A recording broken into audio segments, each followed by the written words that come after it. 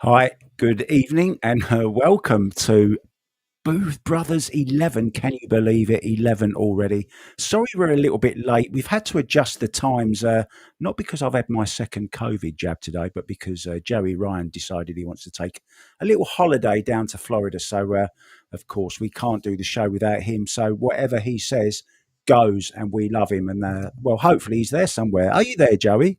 I am. Yeah. I'm going on a There he little vacation, so we had to work around the vacation schedule. I appreciate you understanding, Mark, and I see it didn't affect your wardrobe at all. No, You're you've prepared as noticed well. that. You've noticed that I've got it on again. I've got me bling, so it only means one thing, doesn't it? I am going to be doing some stupid stuff, and well, I'm going to start with it very, very soon. Before I do, let's introduce Melina Mike. Good evening, Melina Mike. Boys, good evening, good morning, depending on where you're at. Huh, Mark? Yeah, it's very. I'm trying to look like you, but I'm not really pulling it off as well No. as you. I need some of that hustling gear that you've got on. That's what I need, Yeah, Mike. we're Where'd you get quite that from? we're quite the. I think I bought this in Vegas, I think, and I don't know who spent more, me or my wife, because she ended up just pulling a bunch of stuff off the rack. So I Oh can't wait to man. go to Vegas again, though. I'm waiting. uh, This has turned into a fashion show. I got the blue t-shirt on. What are you gonna Yeah, do? guys, look, we have such. Yeah, you're already dressed for your vacation by the looks of it, Joey, with your lightweight t-shirt on. Is it hot in Florida at the moment? Yeah, it's pretty warm. So I live in Phoenix, Arizona, as I'm sure a lot of people know, and it's pushing 100 degrees most days out here now, but no humidity. So I'm gonna head to Florida. It's probably in the 80s with high humidity, as Florida often very has. high humidity. Yep. Yeah, I mean, Are the yeah. I cues wanted going to. with you or not? No, no cues this time. Just gonna No. spend the time with the family. Hit the beach. Maybe go to Disney for a day. And my wife's family's out there. The kids, they all left tonight. So yeah, we're just gonna go out there and hang out as a family. I want to just remind everyone, if you're tuned in, go ahead and hit up the chat. Let us know how things sound, how things look. We just want to make sure it's good. If you have comments during the show, we'd love to incorporate that into the show as we have our guests on. We're going to have a couple great guests tonight. So if you have questions for them or anything that you want to let us know, we got the chat right up there on the screen. So don't be shy. Put it out there. Yeah, we got for some. sure.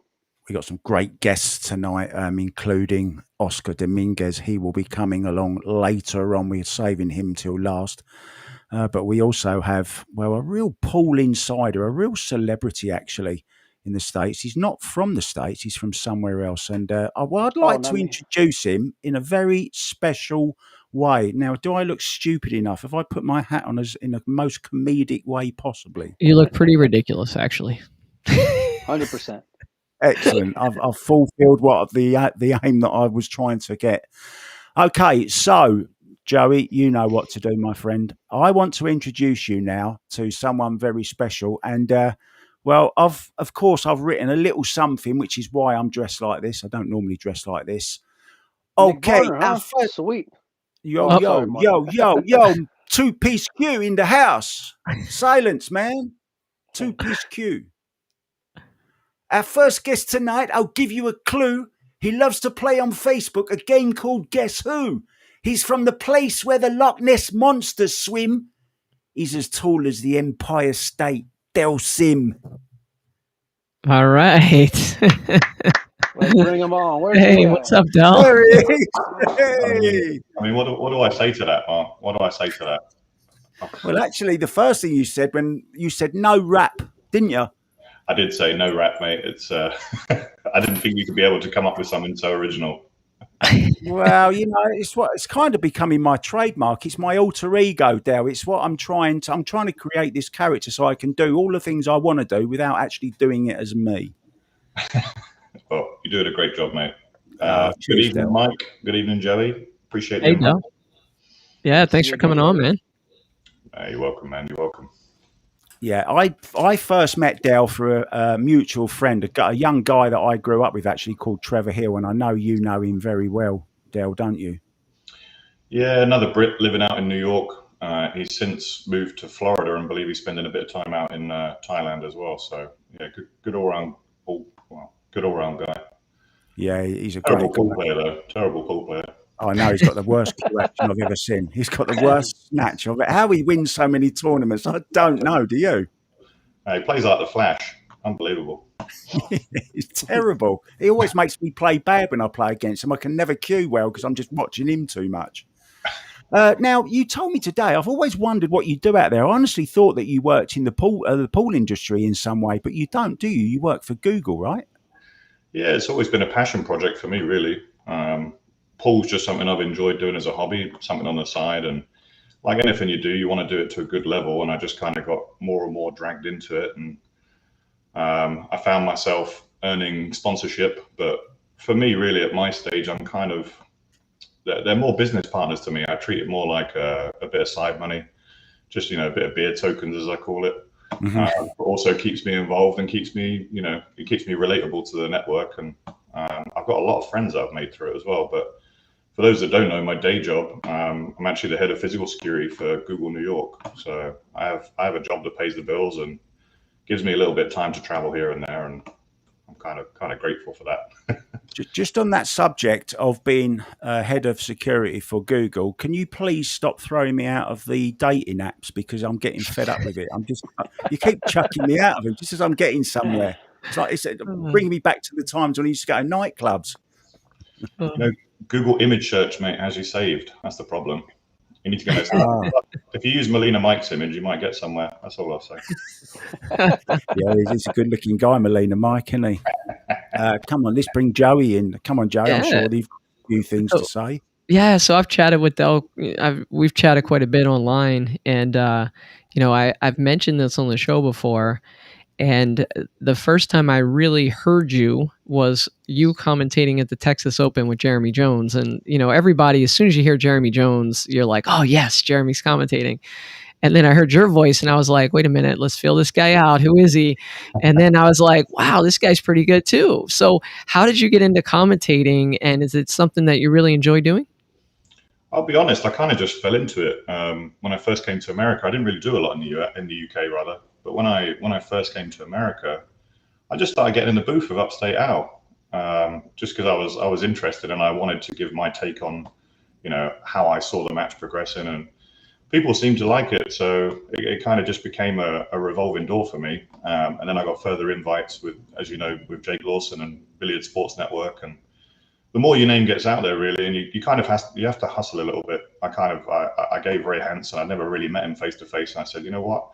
One of my all-time sort of idols, Jeremy Jones, and I love his commentary and his insight in the game. I feel like it's very similar to my own. I said, can I get in a booth with him? And he said yes. And Melina was there as well, actually. He said, don't dog it. That was what he said. Make sure you don't dog it, Joe. I was like, oh, cheers, pal, yeah. I did. I remember that moment because it was a pretty. You could tell how excited Del was and how much it meant to him. He was out. It's crazy because he mentions Upstate Al, and that's how I first met Del online, so to speak. And getting introduced to him was through his commentary, and then of course his play because he plays pretty sporty out there on the East Coast. But yeah, I remember that moment because Del was like, Mike, I need you to do me a favor. And we were kind of giving each other a hard time the entire tournament. He was like, take a picture with me and German. And that I felt it because when something's real important to someone, you want to go and remember it. So I was glad to do so and was real proud of him. I would tell him if he sounded terrible, and Del knows it because we love busting each other's balls. But no, he always sounds great. But you know what? You and Mark, y'all just have a step up on us Americans because the accent, it's you guys are already ahead of us. That's what it is. So yeah, but I just want to talk to you, Del, about your accent for a minute because I don't know if everyone knows it, that Highlander, of course, you are from Scotland, but you don't have it. Did you have a broad accent? You've just lost it since you've been in the States? No, I was with my sister, very close to my sister, and my whole family's based in Kilmarnock, and they all moved south, and my dad made a difficult decision and decided that the education would be better for me and my sister to sort of grow up in London. So we actually grew up just in Hertfordshire, one of the home counties outside. So a lot of people say to me, just a posh southerner now, but you'll hear the term Sassenach used a lot, which in Gaelic translates to lowlander. So they'll call me a lowlander, which is why when I went back into the pool world, they started calling me the Highlander. So was cool. What a lovely little story that is. Yeah, I first met you actually. It was on one of Nate Mindham's. I think it was one of the VG9s or VG10 or something, and I commentated one little match with you. I think it was Yasmin Ocean, was it, or something? I believe so. Yeah. Yeah, I'd always had this because Trevor always said to me that Dell is one of the best commentators in the US. So I said, right, I want to commentate with him, and I think I said it to you on the night actually that it's one of my it was on my bucket list to commentate with you, just the same as you said you wanted to do it with Jeremy Jones. I wanted to do it with you in exactly the same way. Mark, you told me that was me you wanted to commentate with. That was your bucket list. Depends who I'm talking to. Oh, okay. At the time. But no, it was a lot of fun, and I'm just looking at something playing in the background there, Dale. I know you haven't managed to have. How much of the pool masters today have you watched? The World Masters? Well, once I finished work, I got back from work about 5, but I managed to catch up with the last session there, and yeah, unbelievable standard today that I saw. I'm obviously a big fan of Jason, but Jason running a 3-pack early on and then to lose in the fashion that he did. I mean, that just goes to show you the standard. And then Niels Fine gets run over by Kachi just on an absolute mission. Unbelievable, wasn't it? Yeah. Can I just go back to the Jason Shaw match very, very quickly? There's been lots and lots of talk about Emily Fraser went on earlier saying, what do you think? We should get a sponsor for somebody that runs the perfect set, wins the lag, and then runs the 7. There should be a special prize like there is in snooker for a 147. I want to ask you about that in a minute. Your views on where the comparison between those two particular feats. But my opinion, not many people agreed with me, but I thought Jason missed a trick. He played what I thought was when he tried to go. He was on the 4th rack. He'd already run 3. He was going, and I'm sure he wanted to run the perfect rack because Chris Melling said that they were talking about it just as he walked down the steps to play that particular match. And my personal thought was it was in his head. He wanted to run that perfect rack at all costs. And I think he took on a 1 ball too far. How did you see that? I could put myself in his shoes, and I think Chris did at the same point. He's like, if I'm on a 3-pack and I'm feeling as good as I am, you can't take it away from him the fact that he went for it. Yes, he had to put his extension on, but if he wanted to win the match, the safety would have been the better option, because for me that was the turning point. It was when he missed that 1 ball, and Fine saw that as his opportunity, and then before you knew it was 4-3 down. Yeah, it was a huge turning point, and Jason would have been deflated because he thought, I got perfect on the 2. Even though he didn't make the 1, he got perfect on the 2, and he thought to himself that could have been rack number 4 right there. I could understand it if it had already been agreed that there was a particular amount of money, like $20,000 or something. Yes, go for it. But when there's not even a prize for it yet, why go for it? I mean, you wouldn't get Ronnie O'Sullivan going. We know you wouldn't get Ronnie O'Sullivan going for a 147 if there's no prize money on it, right? Now you mention it, I mean, the 147 is the pinnacle of snooker, but I don't equate that to running 7 racks of pool. I think running 7 racks of pool is far harder than a 147. Basically, just because you need everything to go in line, that break shot at the end of it is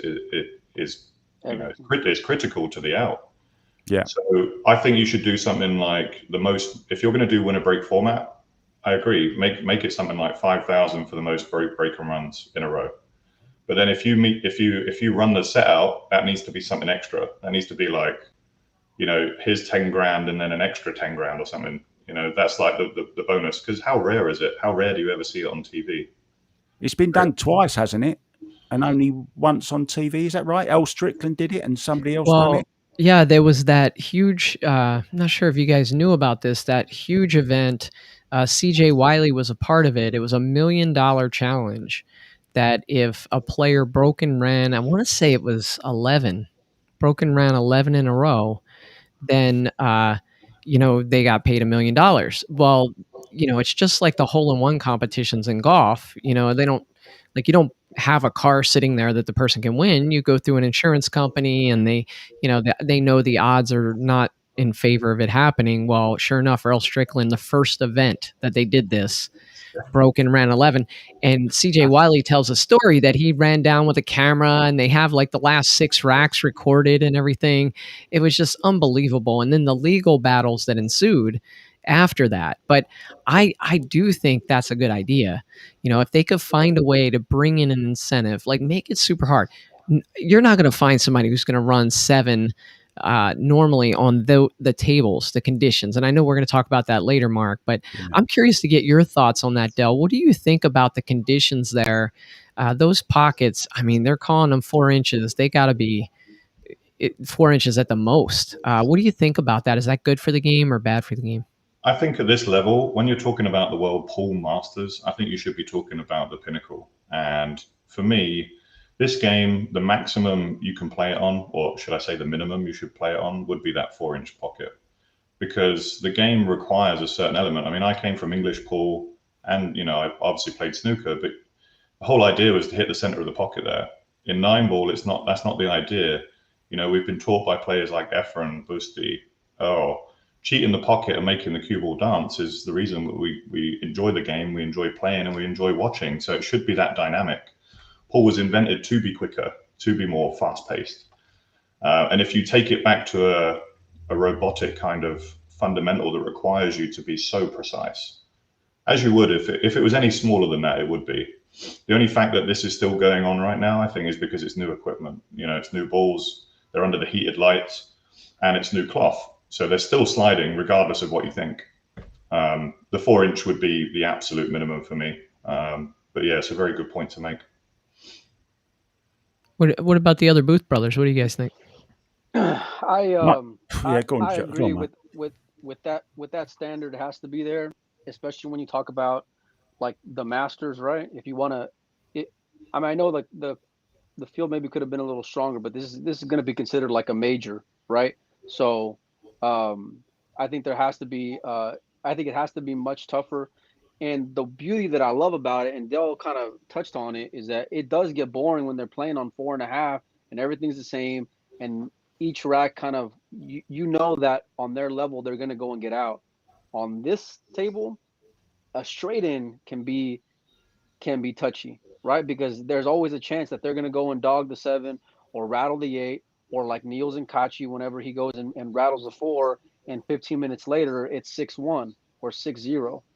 So that ability to them always missing on a tighter table just makes it more exciting for the fans. But I also agree that thing with the break and run, you're onto something there. Because imagine if, like, let's say if it's the finals and they're both tied for the same amount of racks run, and if let's say it's a $10,000 difference, you don't think they're going to be going for it? You don't think they're going to be excited? You don't think that's going to go and add drama? Like, oh man, he was so close to getting it at the end.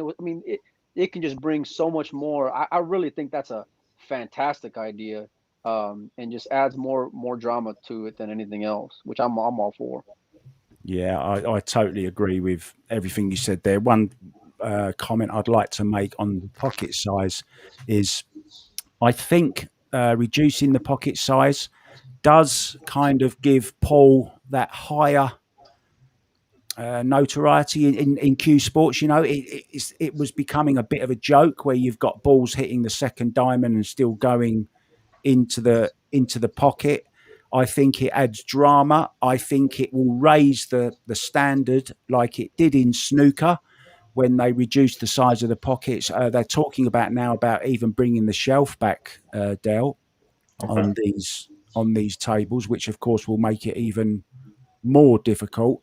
I think you need to find a balance between making it so difficult that you're never, you're getting too many misses. But I think at the moment it's just about right. You're getting the odd ball missed. I mean, one springs to mind today from Niels Fyan, that the 4 ball he missed into the corner. I mean, he hit it bad, and they were saying, yeah, but we saw other balls go in, but he didn't cue it well either, and I think it's down to and this is why I love it. It's because if I'm sure you know yourself, Dale. The smoother you cue, the more chance you've got of the pocket taking the ball. So I think it's gonna increase accuracy, and it's going also to increase the overall standard of pool, because you shouldn't be able to pinch a pocket too much. Make your cue ball do the work. No, don't make the object ball do the work. Make the cue ball do the work. That's the one that we like to see zipping around the table and all the side spin and that. That's why I I say had heard. Oh, go ahead, Dale. No, I'm just saying. No, I mean I agree with that. I just say that's why it's a minimum, because you should still be able to cheat the pocket even if it's just a tiny piece. Well, Yeah. I had heard that they asked everybody there beforehand, kind of like a questionnaire, as far as getting the player inputs for what kind of things they want to go and see, and everybody was saying they want to go and keep the 4-inch pockets, and I'm all for it. I want to see guys go and miss. I want to see a higher standard. I hear some of these guys on Facebook, and I'm not going to mention any names, but they're these old school players that are just like, why are you changing this and why are you changing that? Well, guess what, man? Pool's not where it needs to be at, and every sport goes through evolution, every single one. But it's these old timers that are just like stuck in their ways, and nobody wants to watch any of these guys go and play on 5-inch pockets. Nobody does. Yeah, and That's not for TV. you can't keep increasing the equipment that we use to make that even better, to make that more technologically advanced, without making jump shots so easy now, making using side spin so easy with low deflection carbon fiber cues. I don't know what you used. I think you use a carbon fiber, do you? No, No, mate, anti-carbon. I'm very anti-carbon. Yeah, I use the Good man. tsunami, the keelwood, which is a torrefied maple. It's as close to carbon as you can get with a wood shaft. I have a second idea that I just thought of in this moment that Yeah. you might want to listen to. So bear with me while it just popped into my head. So the one thing I don't like about it sometimes, the winner breaks, is that the other player's so far ahead that the other guy kind of like feels like he's in the hole a bit. So I think if you're the trailing player, and again for these matchroom events, they could certainly do something like this. You have a power play, a button that you can hit that if you choose to break and run in that moment, it's worth 2 racks. You see what I mean, or something like that. Like a 3-pointer. Yeah, like a 3-pointer. You kind of like you hear the heartbeat, rate, or if somebody's kind of going like da-dum, da-dum, da-dum, da-dum, hits the power button and says, right, I'm going for 2. That would, like, if I was at home, I'd be on the edge of my seat listening to that, watching that, thinking, oh man, is he going to run this out because he's say 5-6-1 down? If that was worth 2, it could change the match. Massive swings. What's the penalty though? Good idea, yeah. What's the penalty? I actually, there you go, Joe. We're thinking in the moment here. Let's get a whiteboard out and start. Let's do it. But yeah, if you don't run out, do you lose a rack? I don't know. I like it. I like that. We ain't got to start running some ideas up the flagpole and all that now. If we blue sky thinking and all that kind of stuff, have we? For TV. My buddy Sean Damani mentioned Kachi, and Joey, you dogged it because you ought to know this. He ran an 8-pack on Pagulayan playing 10 ball, and I think that was on the front table there at Freezers, which I think was like 4 or 4 1/8. It's super tight. He ran it out from the flip or from the lag or something. Yeah, it was ridiculous. It was ridiculous. And that's one reason why even before the match today, I was like, Kachi might be really tough in this format because he really bears down, and it's like the tight pockets don't phase him. But when we were talking about pockets, I have this idea that I was thinking of, and it kind of comes from golf. The US Open in golf is known as having the toughest conditions, right? So I've played a few US Open courses. I played Torrey Pines out in San Diego, and I played it one time and I did all right. I found all my balls. I played it another time, very first tee. I drive it straight down the middle, takes a couple hops right into the first cut. I can't find my ball. It's so deep in the first cut of rough, I can't find my ball. So I'm talking to the people that work there, and they're like, oh, that's because the U.S. Open's coming up in 2 weeks, so we're letting it grow. So they they purposely make the course tougher. Wouldn't that be cool? This is called the Masters. Wouldn't that be cool if this one event the conditions were just so tough that who won that was truly the master, right? Think about it. So I would be in favor of the standard being 4.25-inch pockets. I think that's plenty tight enough that you're going to have to make the ball, but yet you can cheat the pocket a little. You can use speed and finesse to wiggle balls in, but yet it still keeps you honest. But then this one event is played on 4-inch pockets. What do you guys think of that? I like the idea of it. I actually like the idea of having a table that's already been worn in for a couple of weeks.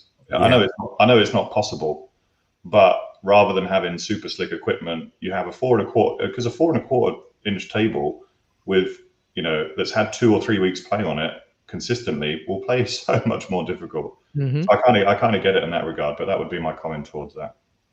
Yeah. Right. While we're on the subject of pockets, very, very quickly, Joey, big talking point this week was, I described it as the Rasson are having teething problems with their new ball return table, which they're trying to patent. And Joey, if you can just get that up, I'm sure you know what we're all talking about. And it actually was the 4 ball, and it was in a 4-inch pocket, but it still didn't take it. So can we have a look at that? Have you got that? I can bring that up in a minute, Mark. I'm having technical difficulties right now. Okay. I'm a fan of the drop pocket, and I think the Rasson, just to kind of, whilst we're on the subject, the difficulty with this one is actually taking the balls out of the pocket, because they're not allowed to touch the balls. But and it's very, very rare that in a 30-second shot format that you ask the ref and say, hey, do you mind just clearing the balls out?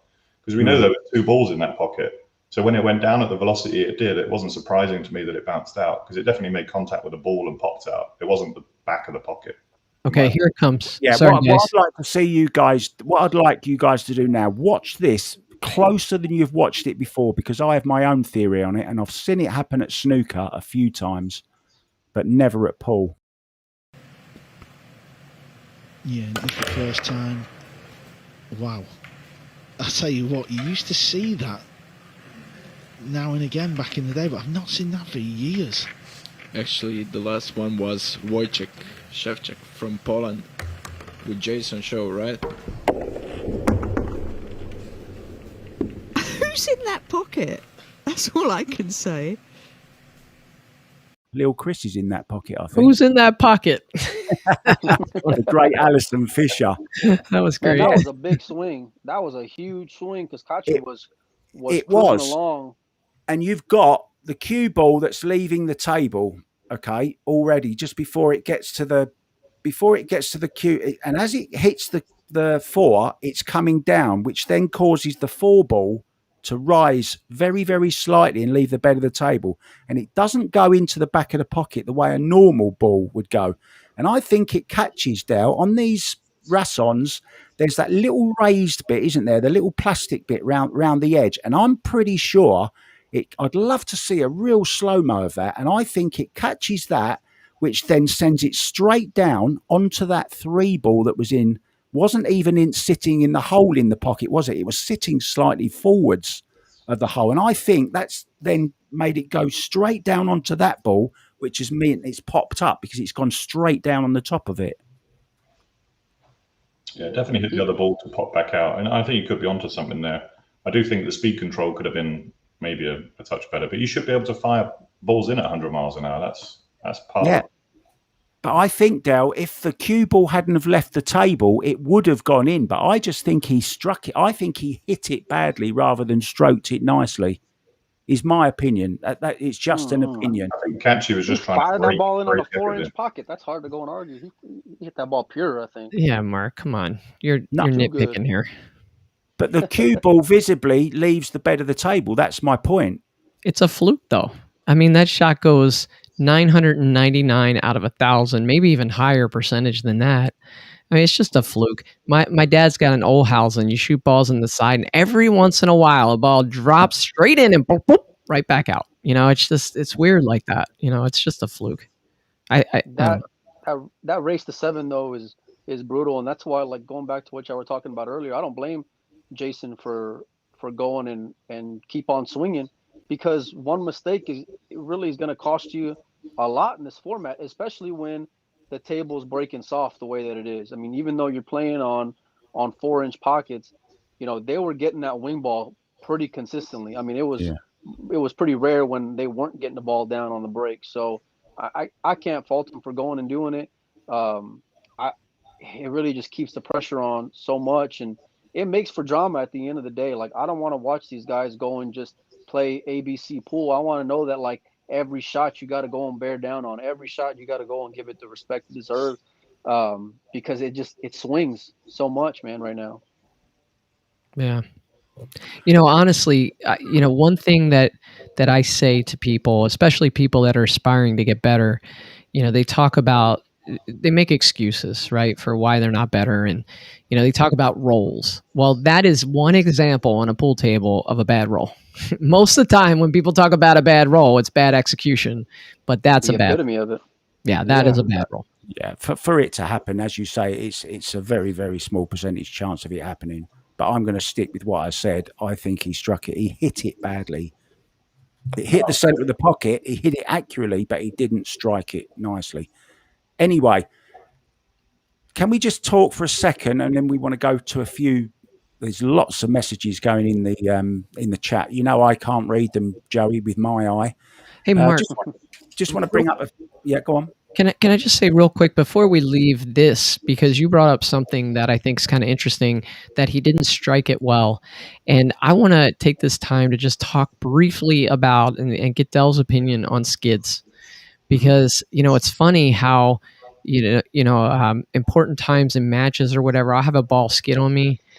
And, people talk about the chalk, people talk about, chalk on the cue ball or debris or something like that. But it's weird. I can't put my finger on it exactly, but it's almost like I know I didn't stroke the ball well. What are your thoughts, Del? Do you think it's debris? Do you think it's the stroke, or a combination of both? What do you think when the ball skids? Sounds like an excuse to me, Joey. Hey, I'm trying to take accountability for it. I like Del already. No, I'm with you on that one. I do think it's a multitude. I mean, even in science, they've tried to. I saw it on MythBusters once. Did you ever see it on MythBusters? Yeah. No. Where they introduced like static to it and everything, and said like, oh, is it the static? Is it the chalk? Is it something like this? And they couldn't figure it out. What made the ball hop and skip and jump like that it does? And I have to think that it happens more in a bad atmosphere. So, since I moved to New York and actually started listening to Earl, I believe in different table conditions caused by air conditioning, caused by heat coming in a window, direct sunlight, direct AC onto the table, these types of things. So they all must have some kind of scientific correlation, I believe, in the physics world that causes it to do that. So I do think it's just purely down to science and a little bit of luck. You can maintain perfect table conditions, but you can't avoid against it. I don't believe it's the same thing as that that ball jumping out of the pocket there. I put it in then. Sometimes you've had a horrible kick at just the worst possible time, and I don't think there's anything you can do about it. I think you just have to suck it up, buttercup in that regard. Just kind of like kind of times I have to do that. Well, Mark, thanks for letting me sidetrack it for a second. I just wanted to get his thoughts on skids. Listen, I love talking about everything to do with Paul. I could talk all night about it, and it's great to get lots of different opinions on it, because that's what life's about, right? Variety, and everyone's got an opinion, and everyone's valid, apart from mine in this particular case, because obviously I'm wrong about the ball jumping out of the pocket. But one thing I do want to just touch on. I believe that referees don't get enough praise when they do something good. And today we saw a real class piece of refereeing, and not just because he spotted the foul on the first time, but because straight away he called on himself, I want to have another look at that. And I thought that was top class refereeing by Marcel Eckhart. Have you seen the situation? No, it's not this. Yeah, this isn't actually That's the guy though, right? Yeah, that's the guy there, exactly, yeah. And that was another talking point, actually. That was in the World Cup of Pool, wasn't it? Where he was standing, and lots of people on Facebook were shouting and swearing and screaming at the ref, what's he doing standing there? And every single player they asked about it said he had to stand there. And I thought that was a class bit of refereeing. I mean, you'd never see it in snooker.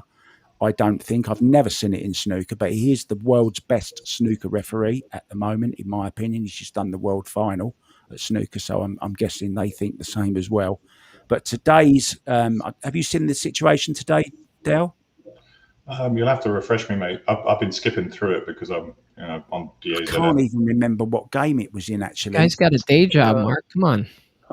He was, I think it was the Kachi and Neil's match when Kachi had put him in a safety and the balls are the 9 and whatever ball was next were next to each other. So he kicks one rail at it, and he immediately called the foul. And I guess afterwards, he goes and calls a review to make sure he made the right call. And I agree with Mark 100%. That is class, and that is the way it should be done. But I don't. The part that pisses me off with stuff like this, that you can't cherry pick. If you're gonna use technology, use it. Like I've just seen so many times where, like, layman will go make a call or somebody else will make a call. Technology will show you otherwise, but you're sticking with it because you want to have a pissing contest. Like, I don't get it, man. I agree with that. Yeah. It's VAR for pool, right? Yeah, that's For exactly what they football said or today, soccer didn't fan. they? Yeah, and I thought it was a class piece of refereeing, and I just wanted to bring up the subject of referees, because don't forget, they're out there for the whole of the time as well, and they're watching every single shot. They don't get to sit in their seat and relax while the other player's playing. They're on concentration for the whole. And when it goes to 7-6 today, like it did with Niels and Jason Shaw, that must have been pretty intense, Del, right? Oh, it was. Yeah, without a doubt. Marcel don't mess around.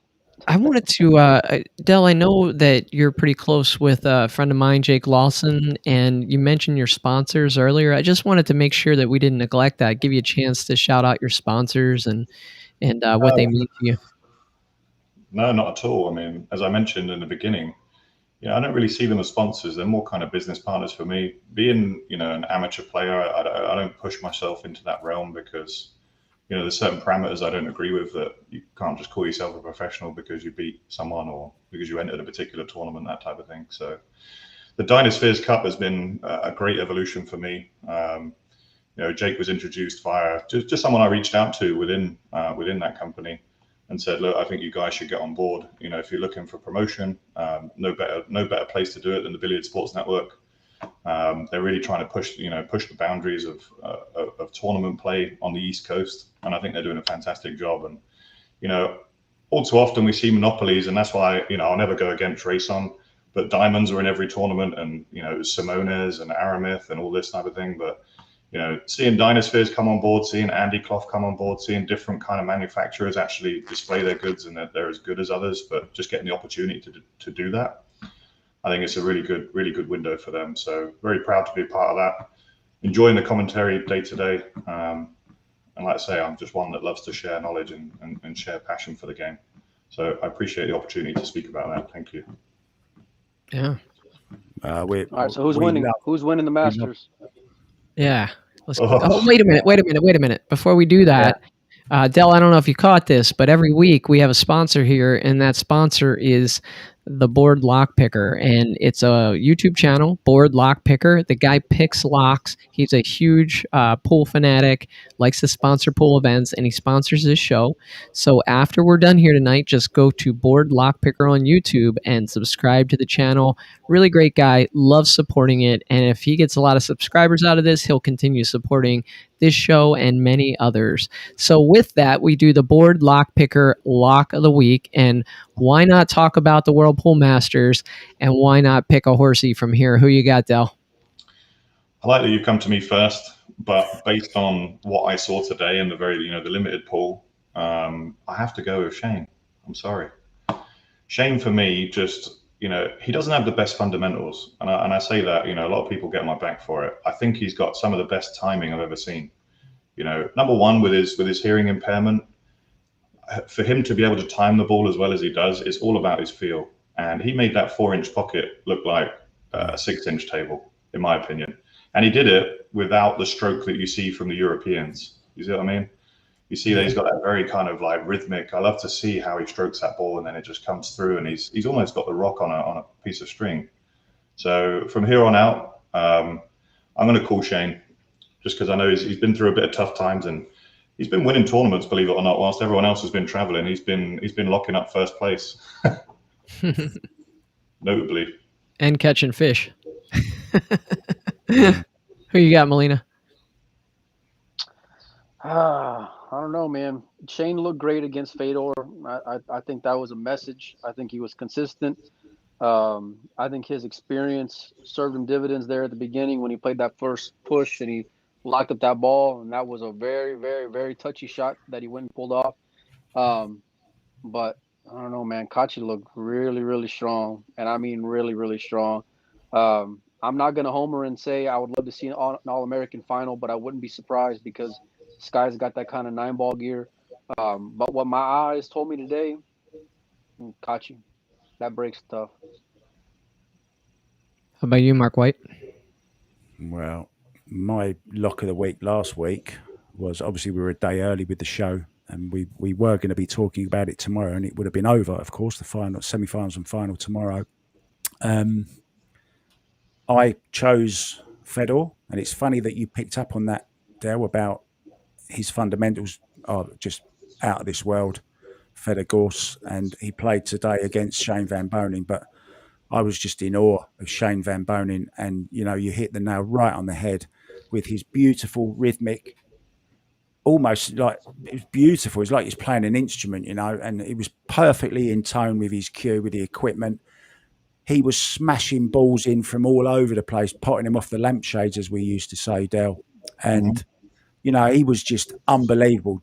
Smashing balls into the pocket, drawing that. The one that springs to mind is the deep draw on the 7, I think it was, all the way back to the pitching area with loads of reverse side and darted it over. It was almost like an exhibition match. So it's hard to look past Shane for me. I would love to see an All-American final. I think Skylar Woodward's great. I think he's growing in strength. He's so knowledgeable. He's such a lovely guy. Billy Thorpe in the commentary box just going off piece just for a minute or two. I think the commentary has been first class as well. I love it. I love the way they're getting all the different people in. I don't agree with every single commentator they've had in there. There's been a couple of ones that maybe won't get an invite back, shall we say. But I think on the whole, I love, and I'm using the word love. You're getting some love from that one ball. I just love Billy Thorpe in there. I think he's just so natural and just talking about lots of different things. And I love that about commentary. And I'm pretty sure that's what Dell sees in commentary as well. That's what we do, right? Dell talk about other things. Would you agree with that? It absolutely is, mate. Some of the things and again, the reason I like to get in the booth is because I see so much bad commentary out there that it ruins my viewing experience. So when I'm in the booth, I like to imagine that I'm sat on the sofa and I'm the one that's watching. What do I want to hear? And I don't want it to be repetitive. I don't want anything to be kind of, overbearing. For sure. Yeah. to be fair. They're saying it a lot, right? No, Carl's great. We can't beat up on Carl. To be fair, Carl Boys is isn't it? It's beginning to grate a bit now. It just makes me think. I love Carl Boys. I think he's good. He's very knowledgeable. I'm just having a little bit of a laugh here, of course. But it does get a little bit grating when they keep saying to be fair, and for sure. And I just wish that they would, try and be a little bit more creative, shall we say? It's not a criticism. It's just an annoying thing that's starting to get to me. Hey, I don't know if you guys caught this, what happened here, but Mark was asked to come out with a prediction, and he's turned it into a discussion about commentating. And I don't think he wants to pick one. Pick a horsey, Mark. Come on. I already did. Oh, Shane Van Boening in the final with Skylar Woodward and a Hill. You said you would like to see that. You can't 11-10. All right, Mr. Full Player Podcast. Who do you got, huh? I'm going for Skylar Woodward. Sky, okay, got it. Well, guys, I'm gonna, before I give my prediction, for those of you that are in here, go ahead and hit up the chat and let us know who you like. We already have Cameron Cox who likes Kachi and Filler, European final. My friend Sophia, she's awesome. She's in here. She's got Kachi and Shane or her horses. I'm gonna go. I really want to pick Kachi. I do, because he looked so good today. He was so dominant and just so precise. But I got to go with Shane, because he was shooting on that table. I think one of us was saying this in the pregame as we were warming up here today, getting, stretching out, getting ready to do this show. Warming up. That, he was treating that table like a 7-foot valley. It's like he's just shooting everything right dead center of the pocket. I forget what ball it was. I want to say it was a pink. Who knows what that is with this set of balls? But he overran shape a little bit, and he's got to fire one length of the table down the rail, come back with a little low English. I mean, he spears the ball dead center of the pocket, doesn't even rattle, just bloop right in. And I'm like, man, is he in dead punch? So if he can continue to play as consistent, I mean, I don't think anybody's playing as better. I mean, Kachi's playing good, but I really think Shane's experience would come through. I have to agree with that, and I'm glad we didn't talk before this, by the way. And I think three of us have just been wowed by SVB, and I think Melina even mentioned it as well. So 4 of us, 4 out of 4. But I'm reading the comments and I'm forgetting about Filler, and I'm like, how can you leave Filler out? Yeah, I was going to say no one has mentioned Joshua Filler, have they? Or Grabber. I love Dennis's game, and I think he deserves to snap a big one off soon. And he's more than proved himself. He looked rough against Roberto, and I'm a Dennis fan. I think he's the next guy out as far as making the European Mosconi Cup team. That's my opinion. Right.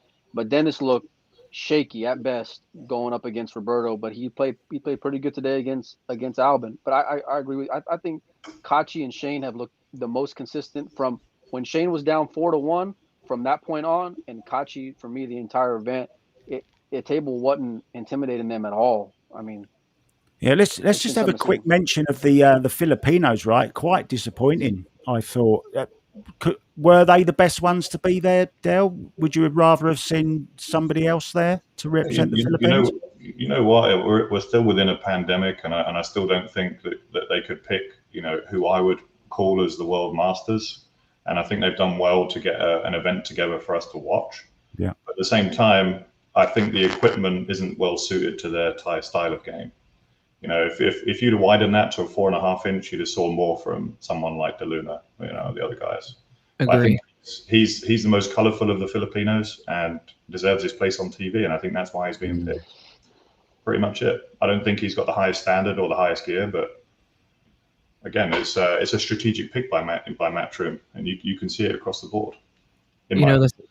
That's a great point, Del. And if you talk to people, I've never been to the Far East, but if you talk to people who've been to the Far East, you go to the Philippines, it's not the same as going to like Taiwan, Chinese Taipei.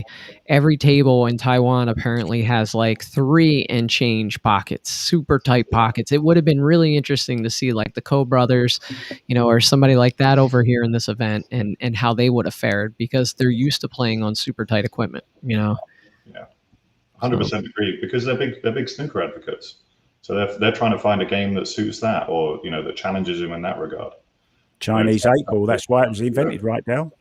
Exactly. Yeah, exactly that. I love that game. It's a great game.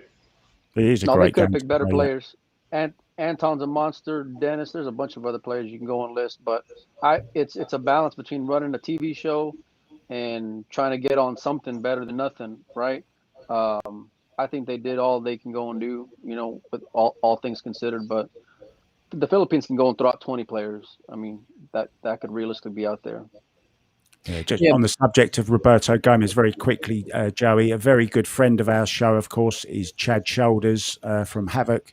And it was great, I thought, to see Roberto Gomez there, Superman, with his big Havoc logo on. It was really nice to see, and it kind of, I don't know, it gave me like a nice warm feeling to think, oh, that's Chad's company. And he gave me a nice big commentating job once, didn't he?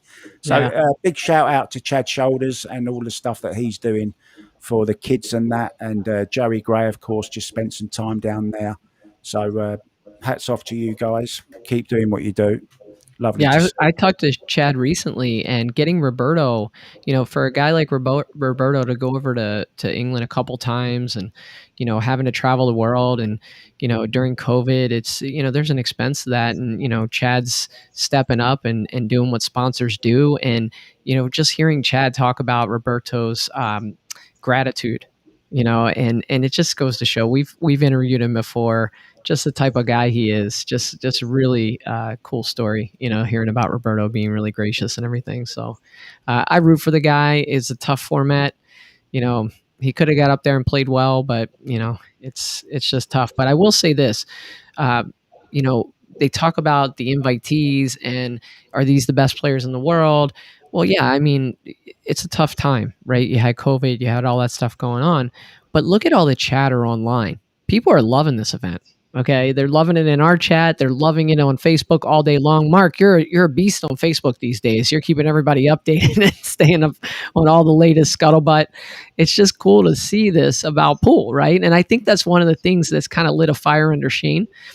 Because he's won the Dynasphere event recently. He's won a few other events, but really he's used to winning a lot of events per year, right? And so this is a big opportunity. This is the biggest event really that he's played in a while, and he wants to win it. And you can kind of see that in his eyes, You know what I think is different about Shane as well? I think he's in a better headspace. And I've talked a lot about, the mental edge.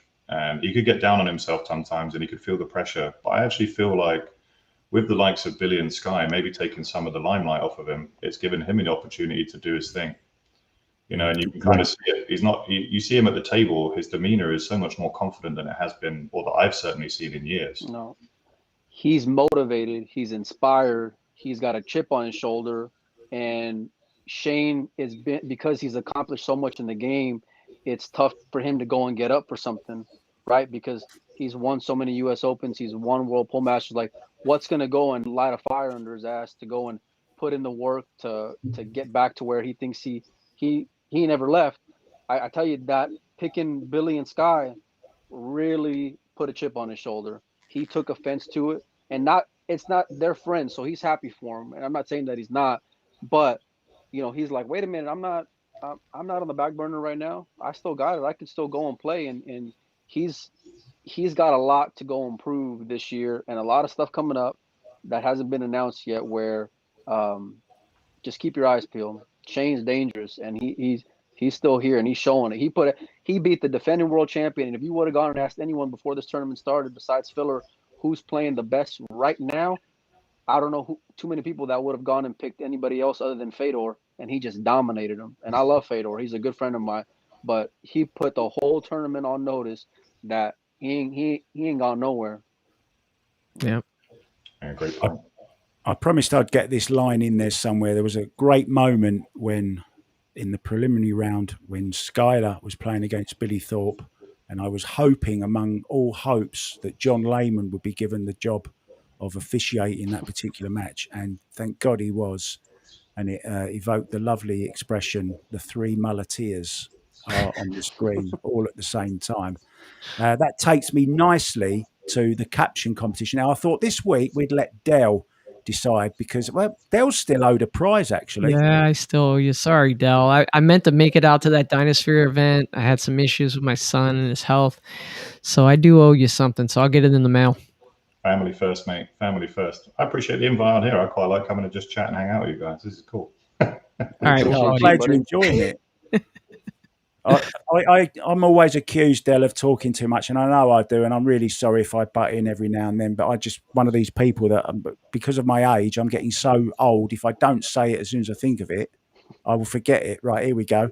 So here comes this is the caption competition. Now, I was really disappointed this week, to be honest, to be fair, and for sure, there's lots that we can't actually broadcast because they were just too either rude or nasty. So we're not going to say any of those. So try and keep them nice, guys. We're here to have fun, okay? So, right, I've narrowed it down to 4, Del. Okay, mate. 3 or 4. Now, this is quite funny, actually. Chetan Chabra from India says, Federer gonna knock you out. And that was obviously in the round before, and we know what happened today, right? Monk Appold says there's no fish flopping around here, mate. Yeah. Nothing's floating your boat at the moment, is it? I'm waiting, mate. I'm waiting for all four. Don't worry. I told you we're struggling. Ed Lidawi, it appears you're the only American here without a mullet. And Shane's saying, "Where did Emily find you?" I like that one. Oh, that's it. Actually, there's three. The other one I can't read either. I've just realised. Were they that bad, Mark? Yeah, they were. Yeah, there were some nasty ones, and we don't do nasty on this show. No, I'm in agreement there, mate. I actually like the mullet one. I like the fact that he's kind of like there's been a lot of coverage about those mullets, and I think that he's doing the job and just being Shane, and that counts for a lot. I had to agree with Mike. He's definitely got some years left in him, and he's still got money to put into the retirement fund, 100%. You know, he's one of the only guys that supports himself on Paul and Paul alone, as far as I'm aware. Yeah. Can we talk real quick? Sorry, go on, Jay. I was just going to say, can we talk real quick about the mullet situation?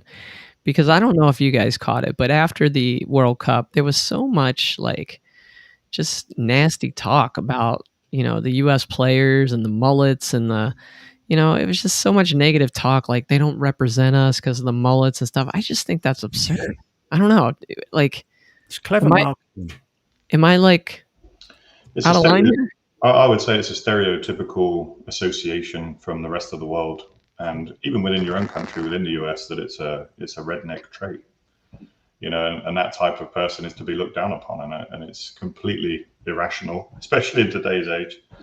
I think it's a good point that you make there. It's just a freedom of expression for them, and they're letting it out. You've got to say fair play to them. There's some heritage there as well. Yeah, I mean, they don't lose because of their hair. You know, he's come out all plaited today, hasn't he, Joey? Have you seen that? He's had all of the Billy's had the whole of the back of his mullet. It's all been plaited. I do need a cut. I thought you were talking about me. My buddy Brad Shears said I get better looking as I age. Thanks, Brad. The eyesight gets worse as well as people get older. How old's Brad? Hey, Brad, let me tell you, Brad's a pretty good player in North Carolina. And I met him at Mike Davis's wedding. And the wedding party went out.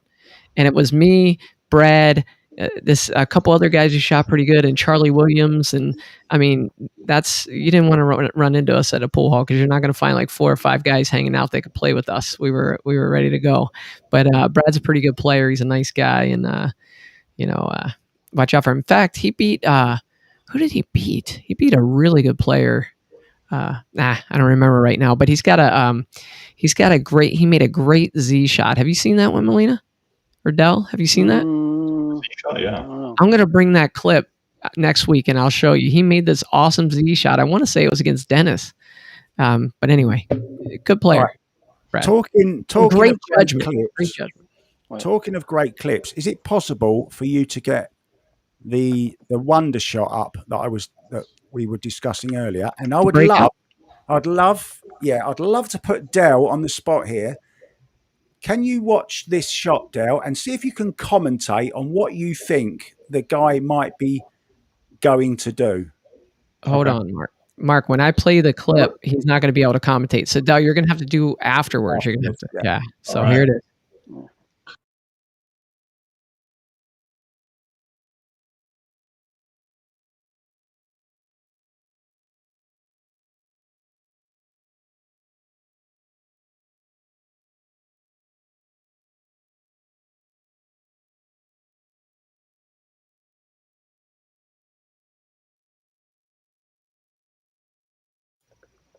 Mark was so impressed with that shot. I don't know. I hit that shot all the time. I don't know about you, Del. I think the position that he was in, he started off with a level Q just for the aiming that he was looking at, and you could tell quite clearly what he was trying to do there. And I think it's an under practice shot in our game at the amateur level, because that 3 rail and that aggressive kick to bring that 5 ball into play. Oh my gosh!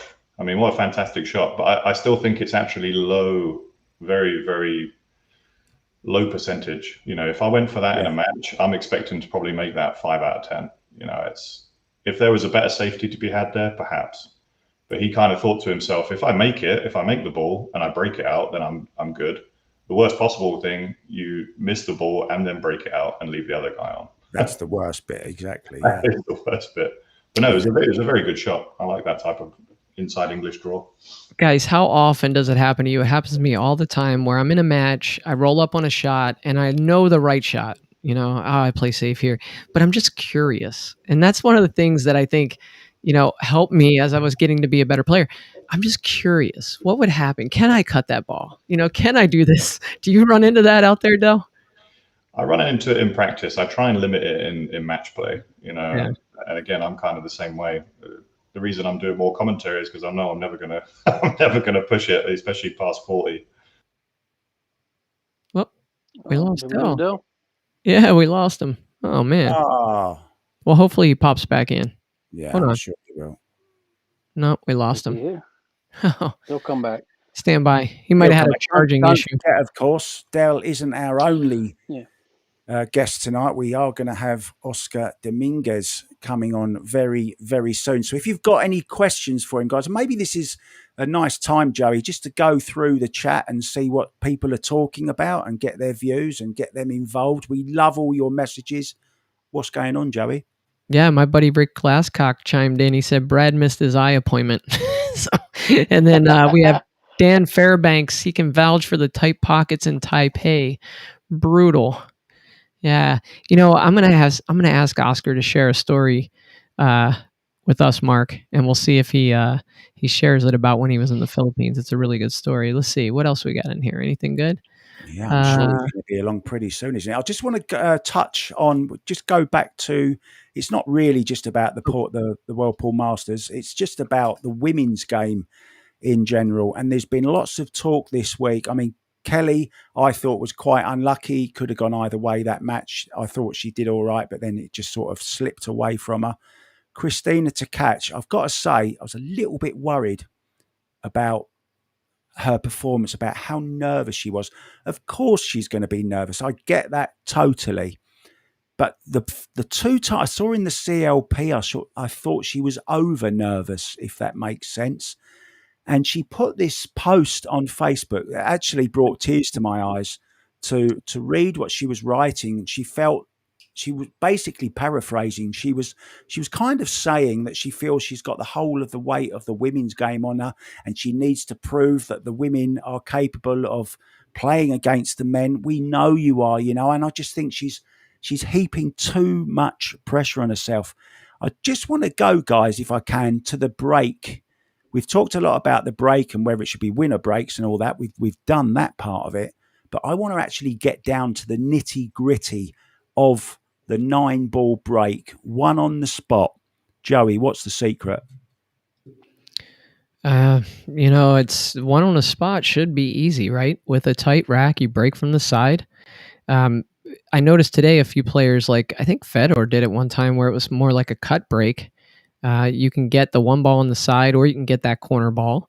It's pretty straightforward. I mean, there's nothing really to it. You just put the ball on the side rail, a couple inches off the side rail. You hit that head ball solid. You're going to make the corner ball. You got to control the cue ball. I mean, it's pretty simple. But I will say this about Christina. I had the pleasure of interviewing her on Pool Player Podcast. I think what a lot of people forget, she's young, very, very young. And so I think back to myself when I was that young, and obviously I'm not the player that she is even now or back then, but you put a lot of pressure on yourself. Every event is the most important event in the world, to you. The next event is the biggest thing ever.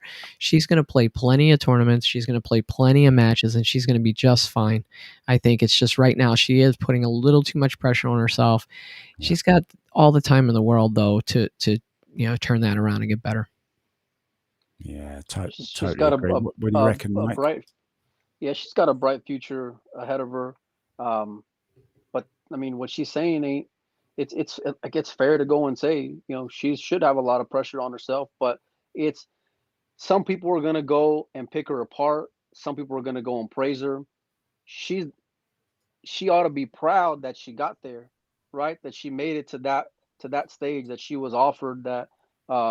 She's only gonna grow with this experience. It's only gonna make her prepared for next time. right? And she'll be playing in the World Championships coming up in a couple of weeks. So yeah, it's tough, but she's a tough girl, and she's got a lot of talent, and I'm super happy for her that she was there. I hope she gets to come back. But yeah, man, I'd love to see more women involved. Like especially on the Asian side, whenever things go and open up. There's a lot of really strong Asian players as well that are women, and Kelly's a world champion. So I mean, you can't go and say she don't belong there. Yeah, I'm a bit disappointed that Yasmin Ocean wasn't in there as well. I think she's a great player as well. I think it's a really interesting point in the chat from Tyler William, who says Christina's a great player, but she isn't quite ready yet at this particular time. He would love to see people like Siming Chen playing there, who he says she can hold her own against the men. But unfortunately, of course, with the COVID and that, we can't get any Chinese players over here. Dale, we're just talking about the women's game and Christina Tkach and the very sad post that she put on about how nervous she is and how she feels that the world is on her shoulders because she has to do it for the women. What's your take on the women's game in general at the moment? I think Christina, she needs to let that go. Just let that pressure go, because you're not doing it for the rest of the world, effectively. She's there for herself and her passion for the game, and she wants to be a professional, and that shines through. I just think that kind of heartfelt post will only, attract more fans for her, because they know that she's putting her heart and soul into it. I disagree. I don't think that she's not ready for it. I think the younger that they're bled into this and that they're given that exposure will effectively make them better players. There isn't a youth system. There isn't a tiered system within the game right now. So you're either at the very top or you're not there at all. So I do think that the inclusion of the women's game into it was fantastic. I think if they're going to do that also, they should possibly look at the inclusion of a wheelchair player, maybe a top world champion, so that type of thing. Good call. We're actually just talking about that, Dale. Next week, we actually have a wheelchair world champion on. Fred Dinsmore from Ireland will be on. Yeah, we did Fred's have a him great on guy. first. Yeah, Fred's a great guy. We did have him on once before, but unfortunately, it was the early days of the Booth brothers, and Joey messed up. I dogged it, Del. I shot it right into the rail. We cut off the guy's interview, and I was really enjoying it. Great guy. Yeah, he's super. He will be back next week. Yeah, sorry, Dale. Go on, carry on. It was a perfect. But if you're going to open up and make it mixed in that regard, then I think some of these guys deserve a shot, because they can break and run. They can get up there. They would have a high Fargo of 720 plus, 725 plus.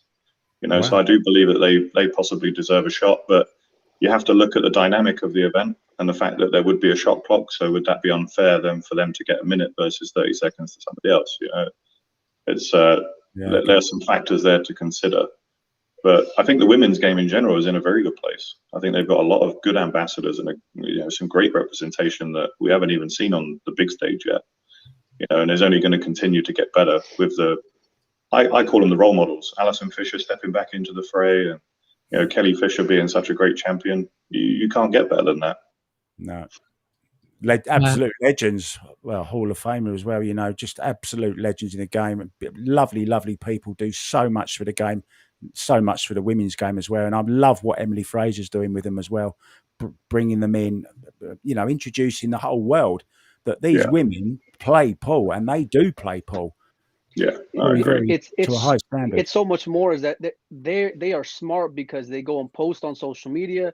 They go and give love to their sponsors on a regular basis. They're not forced to. They're on Instagram. They're on Facebook. They're on everything. And this is part of what, pool needs personalities. It can't just be bland people going out there and hitting balls into the pocket, because that will not sustain. That will not get you fans.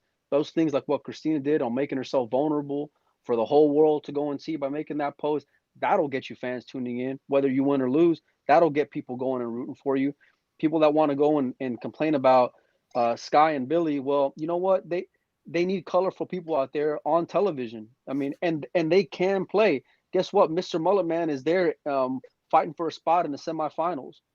So you can't go and say because of his hairstyle he's not taking the game seriously, or he's not giving something respect. I don't think that equates, but because they're Super. jovial or they joke around, or and I just, people will love to hate him, for better or worse, right? Filler's personality here in the U.S., people want to go and see that guy fall, but it's because of his personality. People in Europe will go and root for him, or if you're in Germany. So On that point, Mike, I do think that they should delve into that more in the same way that darts players do. They've got that kind of bio that comes up, and they really live their character, so to speak. When you go watch like MVG, you encompass everything that he is when you're watching him. In that regard. I don't know if that's a good analogy for people that are tuned in right now, but I'd love to kind of tune into someone like Shane or Jason, and that's the whole idea of the walk-on music. The walk-on music is supposed to kind of boost you and G you up and get you into that player profile. What's your walk-on music, Del? What's that? What's your walk-on music, Del? If you have, mine's easy. Queen, the Princes of the Universe, the Highlander track. Easy. Oh wow. Okay. Yeah. Mike, I was going to ask if you could have played me in, but maybe you played me out instead with that.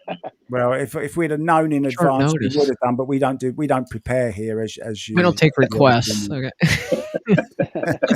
Everyone will know the song. They know the song.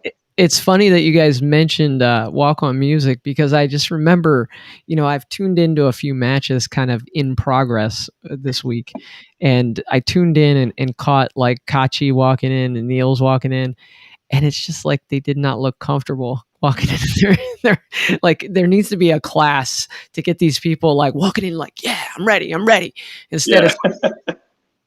Yeah, because they were waiting for the cue, weren't they? What time? When should I go on? It's great, isn't it? It's great to see some fans back as well. And I don't know whether you heard today that Emily mentioned that there will be fans for the semi-final. I think it was in the finals of the World Cup next week. Dale, did you hear that?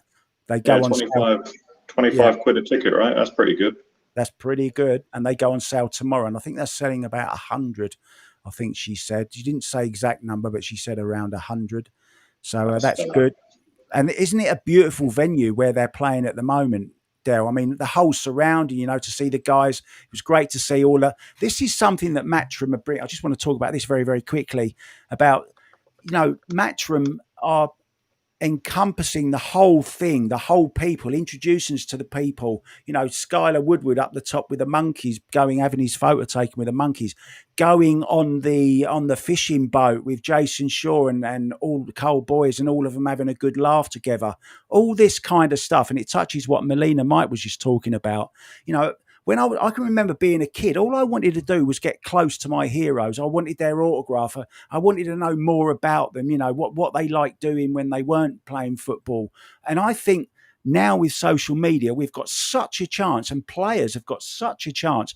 And if I was asked who I want to win the tournament, and I said, whoever engages me most I don't care about what country they're from, if they're male, female, I want, or even if they're the best player, I want whoever engages with me and makes me feel like I want to be your fan, and I've got this chance to get to know you, and I want to see you play well. And I think that's what Matchroom are doing very, very cleverly. I'm in agreement there. I've been upset with a few of the fans that I've seen in the background, locked into their phone, or if you're a cameraman, or if you're editing that, just fan off. I don't want to see that. Or if you're going to go there, at least look interested. And what was that about today? Eklund Kachi, the referee, had to tell him to turn his phone off. I mean, why are players allowed to take their phones into the arena? What are you going to do? No, Mark, I agree with you. I think one of the things, obviously the phone's not right, but I think one of the things that we're seeing now with social media and with Matchrooms really elevating the social media presence and encouraging players to do the same is that people are able to more relate to these players, and so even like us here on the show, having Christoph on last week and talking to him, I mean, like, I'm a fan for life of that guy now. I'm going to root for him every time I see him, and so shows like this, other podcasts that are out there and things like that, we're getting a chance now to see real pool players, connect with them, be fans of them. And I just think it's great for the game. And I think if you're a pool player, like if you're one of these younger 20-year-old, up and coming pool players, the Martinez kids that live down in Texas near Molina Mike. And, I know that they got the kids in you probably know them, Del, the Jaws and Sniper down in Maryland, those kids. Get on social media to promote yourself as a player, to build your brand. I think it's going to be huge, right? Because they're going to be able to grab a bigger following than winning 10 pool tournaments and not, being on social media. I just think it's huge. So, is it Oscar time? I think we're having a little bit of difficulty getting him in. I think he's trying to get in and having some difficulty here. So, yeah. Can we just have a little chat about his place, put his logo up maybe, and just have a little look at what we're introducing? And yeah, so here's a shot of his place here. Oh, I think we might have him. Something's nice happening. flag. Yeah, we'll show the shot of his place, and you've probably seen this in a few videos, few matchups that they've had there at Hard Times, where he has the flags from all throughout the different countries over the tables. And, he's really trying to build this into like an international room where, it's a must stop location there in Sacramento, California, when you come through town. Here's his logo, Hard Times Billiards. And I think what has he owned it, Mike, for a couple of years now? Yeah. So they've owned it for, and, I think this might've been like the 2-year anniversary, but it's pretty brutal because you go and you buy a pool room, and Hard Times has a established history, but then to go into a pandemic, starting off your business is pretty difficult. Yeah, and he's the son of Ernesto Dominguez, famous player from. I have him in here right now, Mike, but he's not. His video's not showing. But he's the son of Ernesto Dominguez. Fabulous player and table mechanic from California. And so we're trying. Oh, there's Oscar. He's talking to me now. We're trying to get him in. Corby Dayhoff. Corby Dayhoff. Great remarks. While you're just sorting that out. Dale is back. Back again. Like shady. What's happened to Dale now? Dale's gone all funny. Oh, Dale's sideways. Dale's gone all sideways on us. Oh, wait, Dell's back. I got a different Dell. Hold on. I got a different Dell here. Hey, Dell. There we go. There we go. We're seeing the side profile now. Of the all right. How tall are you, Dell? I meant to ask you. How tall are you? Never. Oh, did we lose his audio? Can you hear us, Dell? I can hear you, actually. Can you hear me? Oh, there you go. Oh, good. I don't know if this is coming on, but I lost a bit of battery earlier, so my bad. Bad tech skills. The audio is weird down. Audio kind of cut out on you guys. How's that? Better? No? So right now we have video issues with Oscar and audio issues with Mel. This is going great. You're listening to song. What are you going to do? Yeah, maybe that's just me. I'm hoping you guys can hear me a bit better now. We can. Okay. A little bit darling. And an echo. Yeah. I think I'm going to turn it off for a second now. Yeah, I think. Yeah, that was can't really hear. How are we doing now? Okay, so Oscar is in. He can hear us. We cannot see him, and we might be able to hear him if I turn him on, but it would just be a black box. Want to try it? Well, let's try it. Why not? All right, Oscar, can you hear us? Yes. You look great, Oscar. Thank you. You guys can hear me, okay? Yeah, we can hear you, but we can't see you. Have you paid the electric bill? Oh God, I guess so. I mean, I thought I have. Oh man. Well, hey Oscar, sorry we can't see you in here, but we can definitely hear you. And thanks for stopping into the booth, brothers. Yeah, we understand that you got some events coming up pretty soon out there at Hard Times, and we wanted to kind of get an update from you and tell people about it. Yeah, absolutely. I mean, I have a couple events coming up. Everyone can see and hear you. I'm in the show, it says here. Oh, here we go. Oh, my wife's magic. Oh, Something's happening. I don't know about. There we go. I thought I saw There him. we go. That's pretty bad. Close it.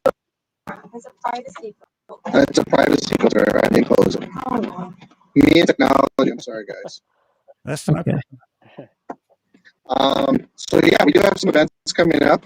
I'm trying to think here. So we got charity event in June, and then I have July. I have a women's event, and then the big ones is in August. August 6th through the 8th, I have a 5,000 at a 10 ball, and the following week we have a 10,000 at a juniors events. So I'm really excited about that juniors event. Because it's scholarship payouts, but for the parents out there, there's child labor laws I have to worry about. So if they are minors, I have to pay the legal guardian. But we hope it's used for educational purposes, and at the end of the day, it's up to the parents, right? What ages are they, Oscar? It's gonna be 19 and under for boys, and 19 and under for girls division. It's gonna be 5,000 at each division. I'm planning on breaking it down any further because then I don't want the prize money, too spread out. So what we're gonna do is for the top finishing 14 and under player in each division, boys and girls, the top two finishers are gonna get a separate payout. So that way, in case they can't really win the main event, they can kind of compete amongst each other for the top finishing player. I'm thinking like probably 1,000 for first and 500 for second. So if a 14 and under player does win the event, they can technically win both prizes. Okay. That's fantastic, man. Anything going back to the juniors, I'm all on board, and I am on board sponsoring. And I'm super proud of you guys for sustaining and fighting through the last 12 months, 18 months, however long it's been. But I know you guys are doing great things, man, and I'm super proud of you. Glad to call you a friend. Likewise, brother. All right, so listen, I went and teased it a little bit. We want to know what you got coming up around the event. I hear there's a little bit of action going on. Can you spill the beans? Yeah, I've been in talks with Omar Al Shaheen. We're supposed to be playing a race to 100, 10 ball over 3 days. It's not concrete, but it's pretty darn close. August 3rd, 4th, and 5th at Hard Times at my pool room. The bet's going to be pretty significant. It's probably going to be at least 15 to 20 per man. And so, yeah, I mean, it's going to be nice to get out and play a little bit. Hey, Oscar, can you share the story that you shared on Pool Player Podcast where you went to the Philippines? Mark White here has spent some time in the Far East, and I kept promising him that you would share that story of you and your dad.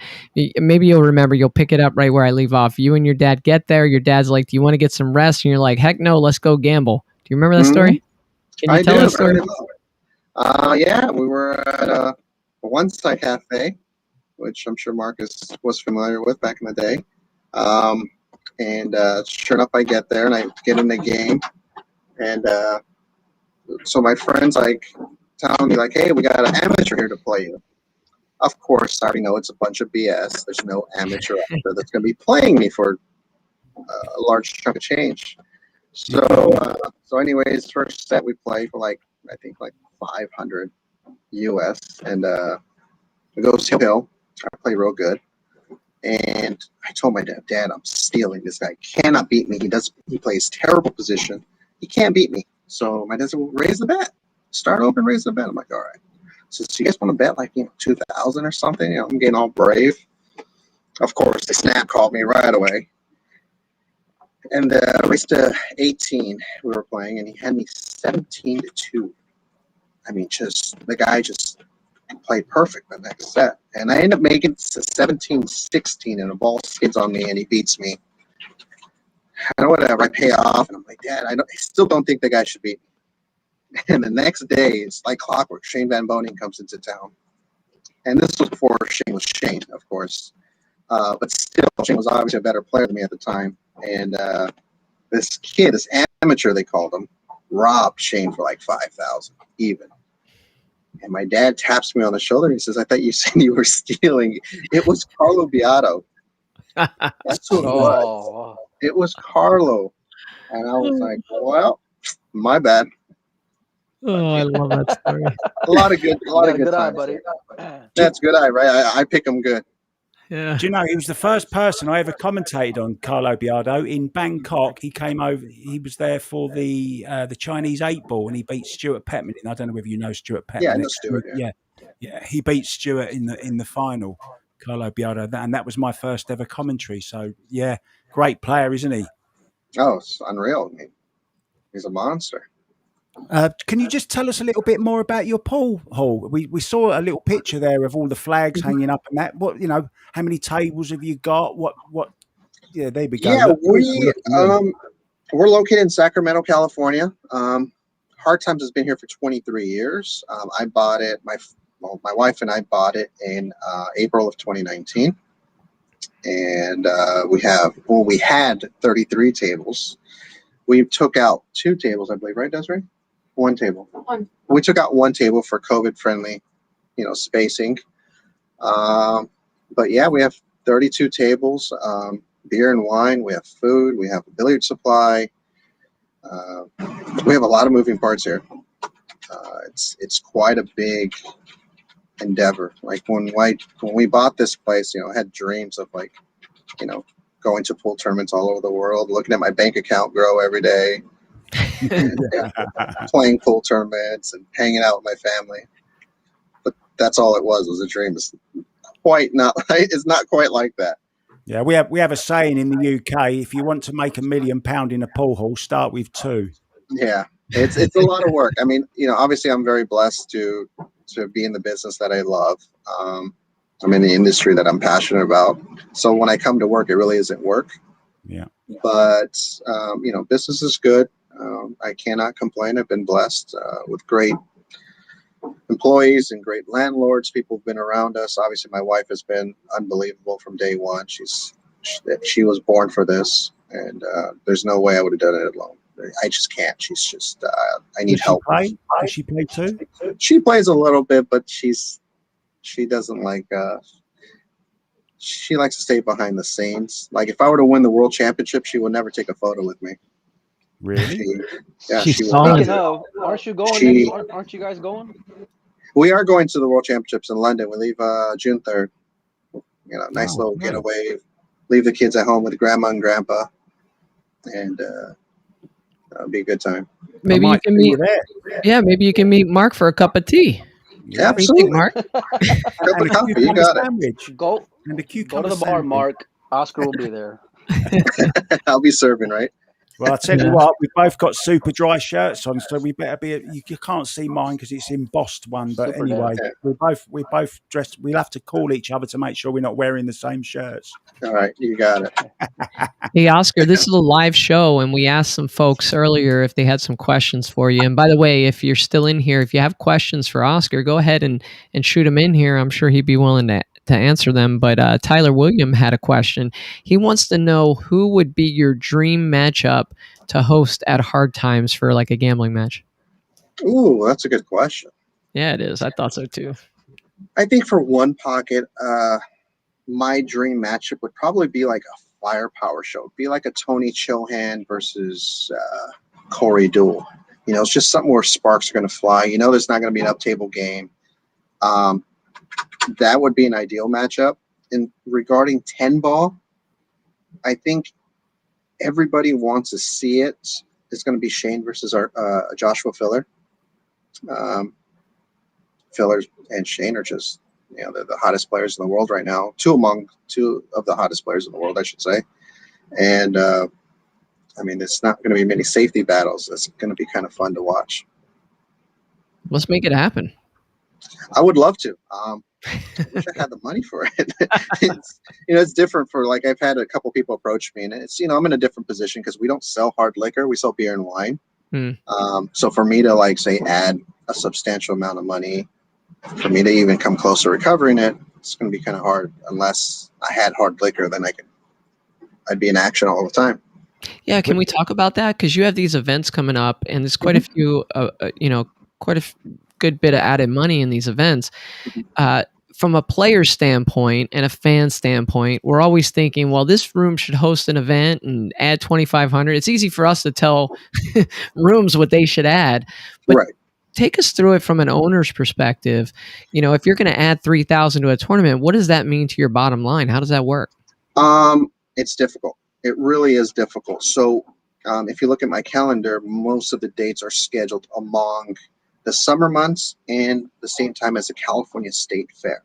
So the California State Fair is about 3 weeks long, and my business plummets during those 3 weeks. I figure if I'm going to lose money, might as well have some fun doing it. So, honestly, really is what it comes down to. And if I can generate some sort of income and a lot of energy into the business during that downtime, then when things come back strong, the business comes back. So really for me, like, adding 5,000 is quite a task, but it's doable. Luckily, my wife and I were so passionate about pool. We love pool so much, and pool players get a bad rap, but tournaments are profitable if you have help, and they can become a profitable platform.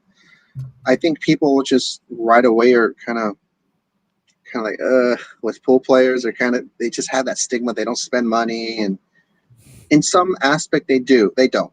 I understand they don't spend as much as the college kid with mommy and daddy's credit card. I understand that. But you have people in your business from open to close. There's got to be some value to that. And if you're fair in your added money, you're fair in your prize money structure, and you try to help the players out, you do get some back. You do get people who say, hey, we appreciate this. They do spend more money at the bar. They tip out the bartenders, and it all comes back, I think. It rubs me the wrong way, because, like, this whole stigma of pool players not spending money and they're cheap, because I was one of those guys, you know what I mean? It kind of offensive to me, I think. So I'm in a position right now to where my wife and I can give back to the sport in our small way, and we're going to do it because we're going to invest in our sport. If I don't have these events and I don't have people fired up to play pool, why would they come to my business? It doesn't make sense. You have to invest into the sport to get something back. I love that. I'm going to clip that out and I'm going to post that all over Facebook, because it really shows that you do have, it's more than about making money for you. You have a heart for the sport. And that's something that we do here. We're sitting here on a Monday night. We're all, doing this podcast, and we're pretty passionate about it too. So I do really appreciate that. Mike, you got something? No, I just, the fact that Oscar has been there as a player, traveling on the road, and stays in action and has made a living doing this, it gives him a different perspective and can identify not just with the business, but what's going to make it appealing for the players to go and patron his room. So, yeah, I'm looking forward to going out there for that event. Hopefully I'll be flying in. I'm glad to see pool happening again in California at your room. I'm super happy for you, man. I know I give you a lot of shit online, but truly I am. So, and I won't stop. No, it's okay. I trust me. I feel the love every time. Oscar, if I can just ask you something. Well, actually, there's a question in the chat from John Beryl from the Philippines. He seems to know you. I'm sure you've bumped into him. I'm sure your paths have crossed. He says he remembers when you used to play with a 11.5 millimeter tip. Do you still play with it? Oh, no. I use a Revo. I'm a 12.9 Revo guy now. It's sorry, but It's okay. All right. Wife's doing paperwork here, as always working. That's awesome. I used to do that because I would look for a low deflection shaft, and now with carbon fiber technology and Predator, there's no need to go down that low. So it was an easy transition for me to go from a low deflection, like super low deflection, 11.5 wood shaft to. I've just had an idea for you, Oscar, maybe to raise a bit more money in tournaments. Maybe you should have a student competition. Get all them mummies and daddies' credit cards ringing through. Yeah, that'd be nice, right? Ringing up everybody for a few hundred. College championships. Right, exactly. Sacramento. And if you do get, obviously you're on a show called The Booth Brothers, and I don't know whether you know this, the reason it's called The Booth Brothers is because I actually met Joey on a Ship the Cash event that Havoc were doing between, there was Chris Robinson and Danny Olson to start with, and then we went on and done Skylar, Billy, Oscar Dominguez. You mean Roberto Gomez? Yeah, it was great, wasn't it? Yeah. And that's how we met. So we got talking and we just seemed to click straight away. What I'm trying to say is, we met because we were both commentators, and we would love to. I'm planning a trip out to America at the end of the year. As soon as I can travel, I want to come and visit all the hotbeds of pool across the states. And my plan is to do this show from different states around the US and go to some really big tournaments and challenge matches, and actually present the show from there. That is the plan. And hopefully Joey and I, and of course Molina Mike, he'll be there selling his cues and his equipment and doing what he does. Doing some razzles there. He'll be running the book on, I'll be doing the gambling side of it, and Joey and I will be in the commentary box. And we'd love to do that on one of your matches sometime, if that's. Yeah, absolutely.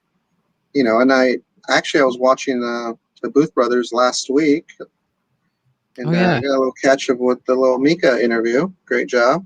Thank you. Yeah. So. Yeah, Mika.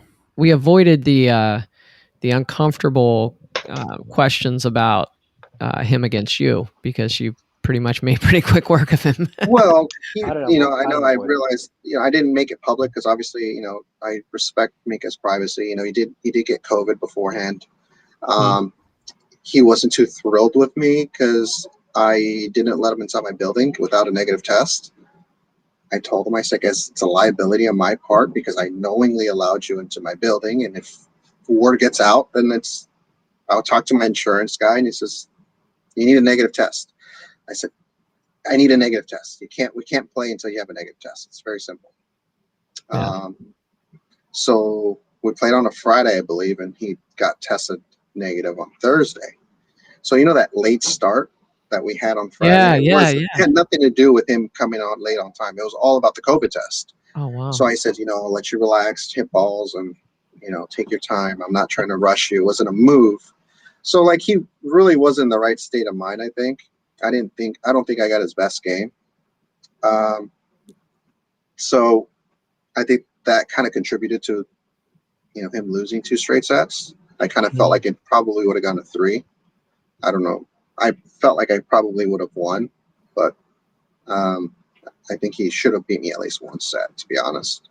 But I actually reached out to him. What were you playing? We were playing 1 pocket, race of 10. Oh, wow. Yeah. And I actually reached out to him saying he wanted to play me 10 ball, and I didn't want to. I said, look, I'm not playing. I'll play you some 1 pocket. That's how the whole thing came about. And he agreed right away. He snap called. But I told him I'll play him a set of each, or I'll play him some 10 ball for 10 or 20 each, or 5,000, 10,000, whatever. It doesn't matter. I'll play him some 10 ball, and just only 10 ball, or only 1 pocket, or both. So, that game was on the table, but he never really followed up with me. So this money is Mika's money. Yeah, if there's any stake horses out there that like the 10 ball game or something, I'm open to a nice set for 5 or 10 or 20. And we'll have some fun. So Oscar, have you been playing? No. No. I love that about you. It's like you just jump up and play Omar a big set, and you haven't really been playing. You'll just hit balls for a week or so. I'll be honest with you. Every time I my daughter's she's got autism, so she's 3.5, so she's special needs. It's stage 1. It's not severe, but it's still a lot more work than normal kids. Yeah. So anytime I have a chance, I'm rushing home after work. If I play, I'll play for 15, 20 minutes. Everybody in the building will attest to it. All my regulars will attest that I'm not in here practicing. I don't have a table at home. I miss it, but my kids need me, so I'm home a lot. So it's What a lovely man you are. Super dad. Yeah. That's super dad. That, You that's know, a lot Joey about was telling me we do a little chat before we start the show. No rehearsal, obviously, because we just wing it as we go. Mate, we have a little list and then we try and work through it. We never get all the way through the list, do we, guys? Because we just go off on tangents. But one thing Joey was saying, I've never met you. I know a little bit about you, obviously, but Joey said, wait till you meet this guy. He's such a great guy. And just within the last 15 minutes, you are just, you're talking about Paul, your family, your dedication and your passion is just fabulous. It's everything that we stand for here. Thank you. Brothers. So well, look, congratulations. like he's got like the trifecta of what makes somebody not be a good pool player, right? He's married, he's got kids, and he has a job, right? And he owns a business. So I mean, he's not supposed to play good pool, and he does. So all of us kind of admire him, the ones who have kids and a job and try to play pool, and are married. We look up to you, Oscar. You're doing great stuff, man. So. I don't have any of those things, and I still can't play bloody pool. You got the accent, though, Mark. Pool's a funny game. I actually hit balls the other day, and I felt unbelievable. I just felt right. Like I just felt like I was back in stroke, and I'm like, the hell did I practice all these years for?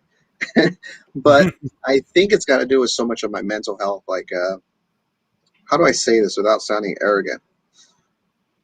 I don't have to win. Does that make sense? I don't have that stress where I have to win playing pool.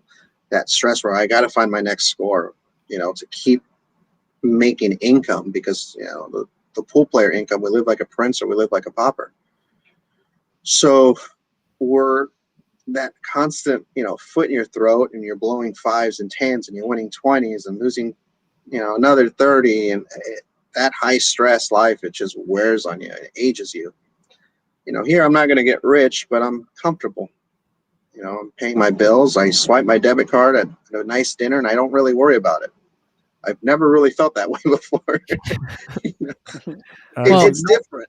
There's a nice question in the chat for you, actually, from I can't actually read it. Oh, it's from Tyrone. Can you explain the benefits of a low deflection shaft, please? Oh God. Infinite. I mean, it's just so the learning curve is cut significantly. There's just one less variable. People miss balls because they mishit the cue ball or they mishit the object ball. When you have a higher deflection shaft, it's a combination where it's a whole nother variable. The third one is that you didn't count for deflection. When you eliminate that variable out and it's only mishit on the cue ball and mishit on the object ball, that's a third of your shots that you're going to miss less, in my opinion. So, I mean, that explains everything, really. I mean, it's just so much more consistent in terms of the reaction that you're going to get. Yeah, and Oscar, I don't want to relive that whole pool player podcast interview that we did, but it was one of my favorite ones. And I love the question that I asked you, like, what's one piece of advice that you could give aspiring pool players out there? You're the only one that gave this answer, and you were like, bankroll management. Mm-hmm. Bankroll management. And you talked about how important, the mental side, not the mental part of like in the middle of a match, but knowing that you're not playing for your last money, right? Knowing that you have a little bit of money and that you're managing your money well. And that kind of comes into play with some of the stuff that you said here tonight, which I think is interesting because I don't think a lot of pool players think that way. In fact, I know they don't, right? No, the pool life can become a very vicious and cruel cycle. Especially when you need a cash in a tournament to finance your next events and forth and go on and go. And it's a constant, you're you're drowning, and it's just going to wear you out eventually. The stress and anxiety is just going to crush you. I don't care how good you play. I mean, bankroll management's everything in poker, in business. A lot of people tell me, "Hey, Oscar, I see the place is slammed. You must be doing really well." And it's funny because I say the business does well. The business and I are different entities. I'm on the payroll just like all my other employees. I don't take, if I do, X amount of dollars, that doesn't mean it's X amount of dollars in my pocket.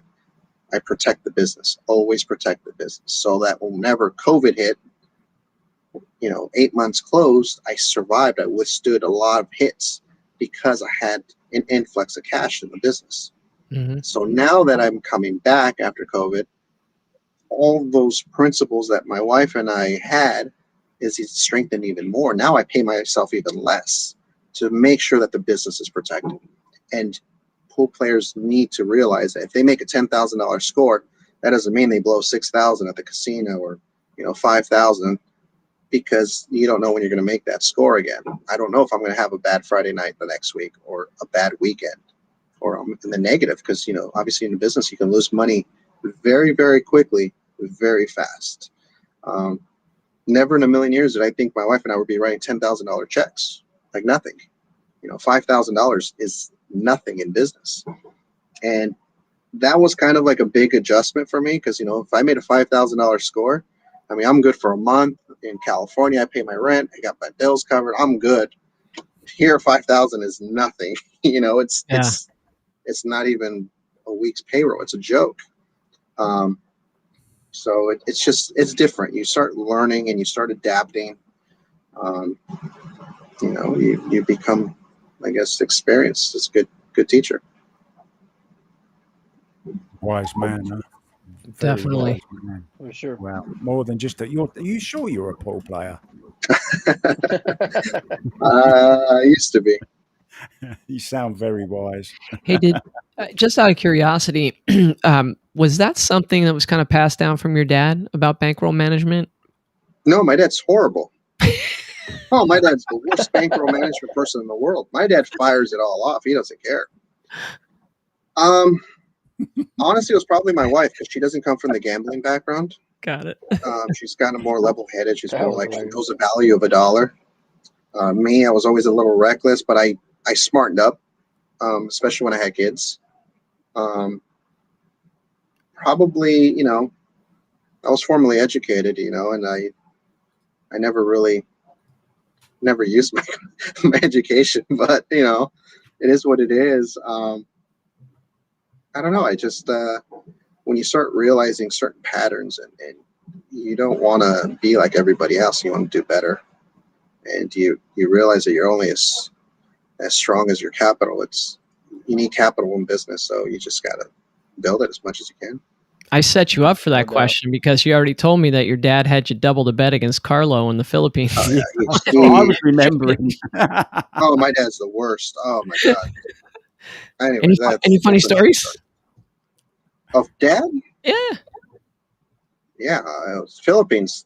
That same trip, I had brought like 8,000 with me. It was my whole bankroll I saved up the whole year for at that time. 22-year-old kid, 21-year-old kid's a lot of money. And I remember my dad brought money with him, but I never really asked how much he had. So I'm losing to everybody. And I'm down to like my last like 1,500, 2,000. And my dad's going to play some guy for like 5,000. And I'm like, Dad, how much money do you have? Because I'm kind of broke. I lost everything. I lose everybody. So my dad's got like another 5. And I'm like, okay, well, we need $300 for the departure fee, the hotel, and this and that. We're like figuring how much money. It's our last day in the Philippines. Love it. So we go all in on the set. A race at 21, 20 to 11. The guy's got my dad beat. It's game over. So the guy, scratches on the brake. And I told my dad, don't let him shoot again, Dad, which means like run the set out. I told him in Spanish, que ya no tire pa. And so now he runs out 20 to 11 and breaks and runs 9 playing 10 ball wood rack. Wow. My dad broke and ran 9 racks. That's sick. Sick. Hill. And he's running the set out. I'm not exaggerating. And my dad plays a safety, and he tries to jump the ball, and he jumps off the table. So my dad's got ball in hand with 3 balls left on the table for all the cheddar. And I don't even want to hear the rest of the story. Oh, you don't want to hear the rest of it. My dad makes the ball and tries to like draw it like a goofy, kind of dog strokes it, and leaves the ball like in the middle of the table where you can't use the bridge, you can't shoot left-handed, you can't shoot right-handed. My dad's eyeing shooting one-handed. I'm not joking. This is a set for like $7,500, all the money we have in our pockets. So my dad shoots blind left-handed. Like he can't even see the ball, and he just cuts it, breaks speed, cuts the 9 in perfect, or the 10 ball, excuse me. And I don't ever celebrate when I win. I usually shake the hand, thanks for the action. I don't say a word. But these Filipinos were making fun of us and laughing. They were dancing the whole time. And I am telling you, I jumped up and I started hugging them and I went crazy. It was like the greatest 7,500 I've ever won in my life. And that wasn't the ending I was expecting. Was it you, No, Joe? me either. I thought it was going to dog it. I thought it was going to miss my kill dad or was something. dogging it, and he came through and he got the cash, and we basically almost broke even for the trip. Wow. And yeah, I mean that's my dad. He bet it all. He's got no fear. And I mean, it's a blessing and a curse because he taught me how to win. But also taught me how to go bust it. That's a great story. Thank you for that. Brilliant story. All right. Well, guys, anything else for Oscar before we let him go? We've had him for quite a while here, and he was very gracious with his time. Yeah, I'd like to wrap it up if I could. I do this thing every week, Oscar, where we find some birthdays on Facebook of my pool playing friends and that on Facebook, and there's a few birthdays today. So what I do is I do a rappy birthday to them. So I've written this little thing. You don't have to hang around for it if you don't want to. You got to stay, Oscar. It'll only take me a couple of seconds. I just got to put me bling on. I don't know whether you can see my bling there, Oscar, but it's actually from a snooker table. It's the bridge. Oh yeah, the bridge holder. Yeah, from the snooker table. This is no longer Mark White. This is 2-piece Q. This is 2-piece Q, my alter ego. So here is this week's Rappy birthday. Oh, Daniel Parks, he's a nice road trucker. Scott Cooney is a player and a real tall fella. Joe Stenich, happy birthday. He liked to play pool. I can't be with you tonight. I ain't getting on no plane, fool. Yo, my man, Mr. Hippolito, happy birthday. Be careful. Not everything that shape is a burrito. Happy birthday, guys. Happy birthday, guys. What a way to end it. Oh, man. And we just need to finish on one thing, guys. Let me get rid of this silly thing. Just a quick update on the Jeanette Lee. She went live yesterday and she's just finished her 5th lot of chemo. She's got one more to go. Apparently, I've just checked up. The legacy fund is now up to 240,835. Great. So keep giving, guys. A lady that's given so much to this great sport we all love. Please give whatever you can. Thank you so much to everyone. Thanks to Del Sim. We never managed to get him back on. I don't know where he works for Google as well. It's not a very good advert for them, is it? His internet went down. Wait, hold on. I just saw him. Del's there. Oh, Del? I've been watching the whole time, just chilling out. Oh, sorry, Del. I didn't know that. I just decided when Mark said that you left, I just decided to look for you, and I was like, wait, he's there. He's in the green room. Here he is. Sorry, pal. I've just been chilling out, mate. It's been great listening to Oscar's stories. That was I was expecting your dad to dog it as well, and he just made it blind left-handed. Oh, I can't believe it. That was exciting for me. Oh, man. That's great. So there he is. Look, Del Sim, thank you so much for joining us, Del. You don't know how much it means to me, honestly, mate. Thank you so much. I'm a big fan of yours in the box. When are you commentating next? The next one will be June 4th, 5th at the Dinospheres 8-ball event down in Maryland. I'll be tuning in. Give us a shout out, mate, over the microphone. Always love hearing it when you talk about the guys in the comments. Thank you so much, Oscar. Absolute pleasure, mate. Could listen to you all night long. hopefully we can get you back on sometime, maybe after the big match coming up or before it, whenever you're welcome. Yeah, anytime. absolutely. And if anybody out there in Facebook land looking to make a game, feel free to reach out to me. I like to host you guys. You guys will get the red carpet treatment at my establishment. I've been there. I know how hard it is out there on the road. If you need work, exhibitions, lessons, anything you guys need. I mean, I'm a pool player at heart. I haven't forgotten where I come from. I'm not going to change who I am. I'm still a pool player. I might drive a nicer car, but I'm still a pool player. What do you drive? Yeah, what do you got? Model X. No, do you? What's I have a that? Tesla Model X. Oh, I'm so jealous. Tesla. You said nice car. I thought you said a nice car. He meant quiet. He meant quiet, Del. Quiet. Hey, Oscar, is that a pretty good size vehicle?